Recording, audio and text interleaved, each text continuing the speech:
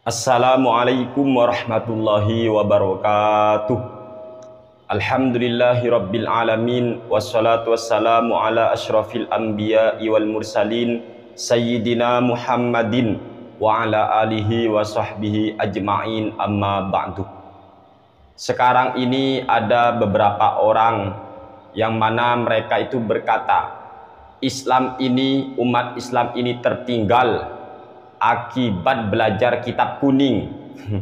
Itulah teriakan mereka, teman-teman. Apakah benar pernyataan yang seperti itu? Jawabannya salah.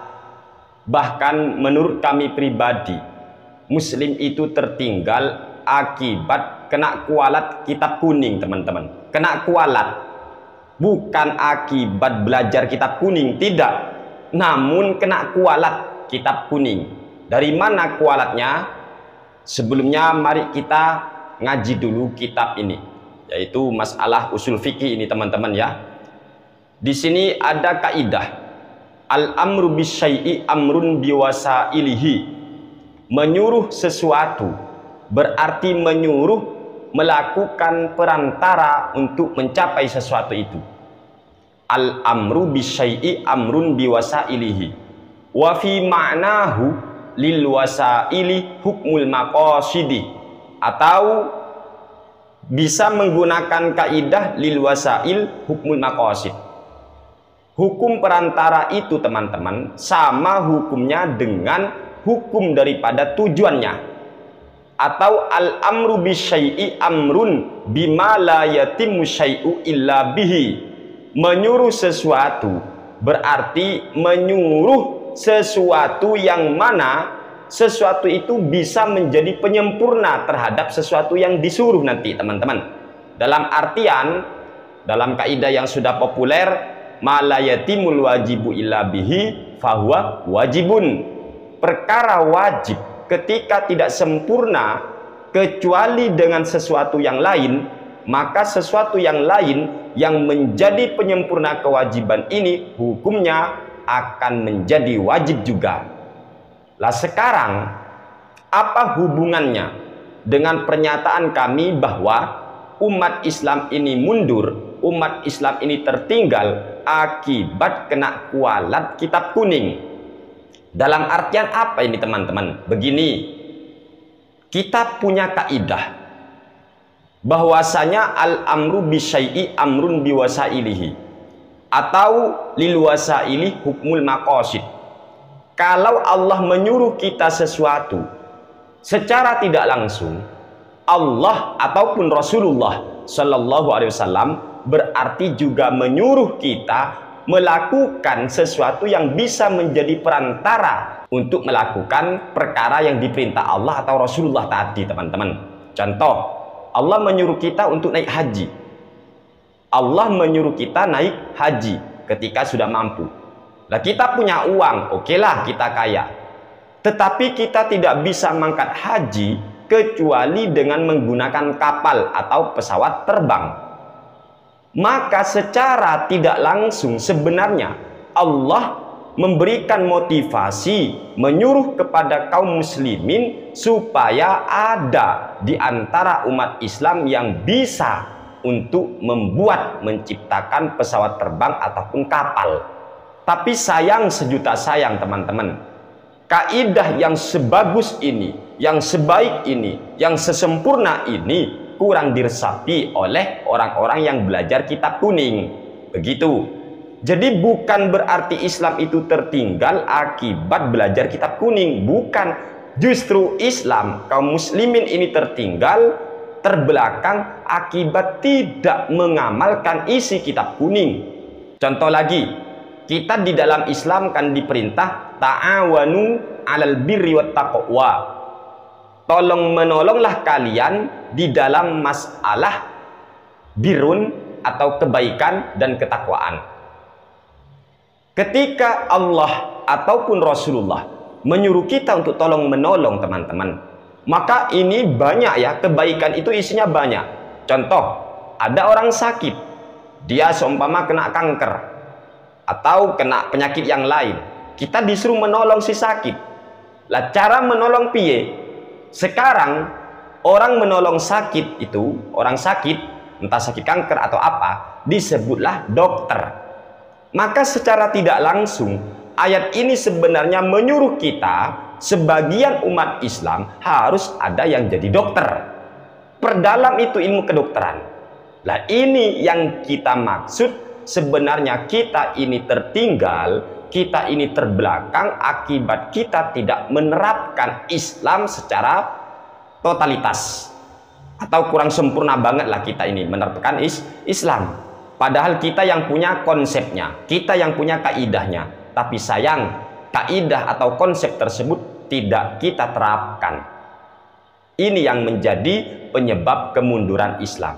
Bukan berarti Islam itu mundur akibat kita belajar kitab kuning. Tidak, itu salah besar namanya. Allah Subhanahu wa Ta'ala sendiri di dalam Al-Quran itu sangat luar biasa.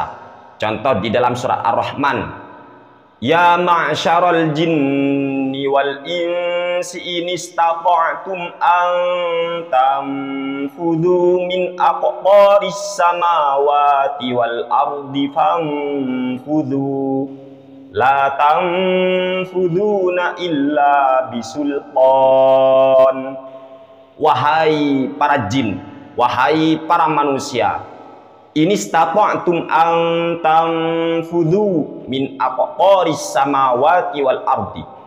Jika kalian memang mampu menembus penjuru langit maupun bumi, famfudhu, maka silakan tembus.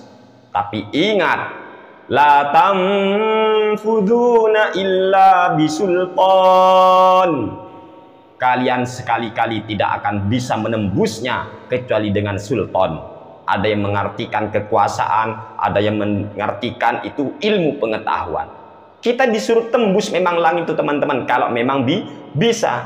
Ini kan berarti Islam mendorong kita untuk apa? Teknologi. Ini teknologi. Apalagi kedokteran teman-teman. Dulu orang-orang itu berpikir bahwasanya yang memiliki rasa sakit itu, yang merasakan rasa sakit adalah otak katanya orang-orang dulu. Tetapi setelah ilmu kedokteran ditemukan, ternyata di kulit ini ada sel atau saraf lah yang bisa merasakan rasa sakit. Jadi bukan otak teman-teman. Dulu berpikir otak yang merasakan sakit orang-orang.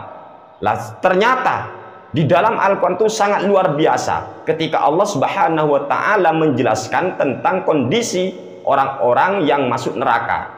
Pada waktu itu Allah berfirman, kullama nadijat juluduhum baddalnahum juludan ghairaha liyadzuqul azab.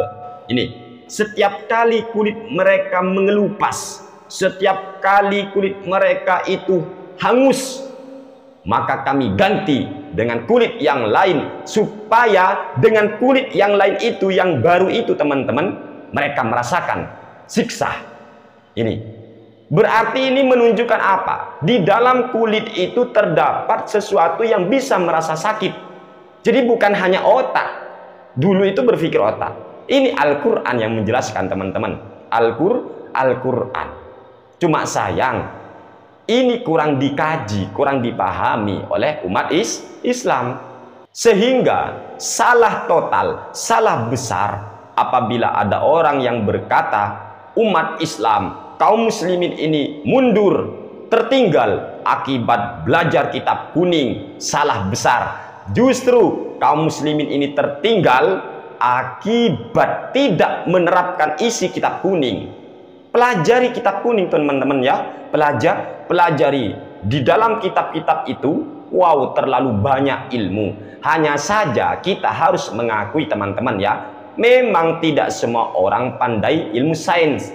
Memang tidak semua orang pandai ilmu kedokteran. Memang tidak semua orang pandai ilmu teknologi.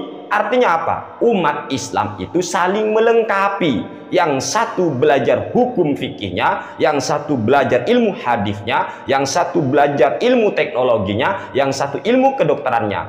Baru Islam akan maju. Sehingga orang yang cinta ilmu teknologi jangan menyalahkan orang yang pintar dalam membaca kitab. Tidak nyambung itu. Sama halnya kita ini gara-gara pandai kitab, lalu kita mengatakan Islam mundur karena umat Islam sibuk bertani. Bukan seperti itu. Nanti kalau nggak ada yang bertani, siapa yang bisa memberi makan kita? Hah? Kalau nggak makan, apa akibatnya? Mati, nggak ada kemajuan. Begitu juga yang pinter teknologi, jangan menyalahkan orang yang sibuk mempelajari kitab kuning untuk mengetahui hukum-hukum Allah. Karena apa? Karena mau tidak mau teman-teman, yang namanya kehidupan kaum muslimin tidak lepas dari hukumnya Allah atau yang kita kenal dengan ilmu fikih. Begitu seharusnya. Baru kita saling melengkapi. Oleh sebab itulah mari kita saling menghargai. Yang cinta ilmu sains, silakan tolong Islam, bantu Islam dengan ilmu sainsnya. Yang cinta, yang pintar ilmu teknologi, monggo bantu Islam, tolong Islam, kembangkan Islam, dakwah Islam menggunakan teknologi. Yang pintar ilmu kedokteran, ayo tolong Islam, buktikan bahwa Al-Quran itu benar. Kan begitu teman-teman. Ini sekarang kan umat Islam ini gimana ya? Membanggakan ilmu yang dibidanginya masing-masing. Ini kesalahannya. Seharusnya kita ini bersyukur ketika yang satu pinter fikih, yang satu pinter ilmu hadis, yang satu pinter teknologi, yang satu pinter kedokteran. Kita umat Islam bersatulah, baru kita bisa maju. Gitu seharusnya berpikir teman-teman ya.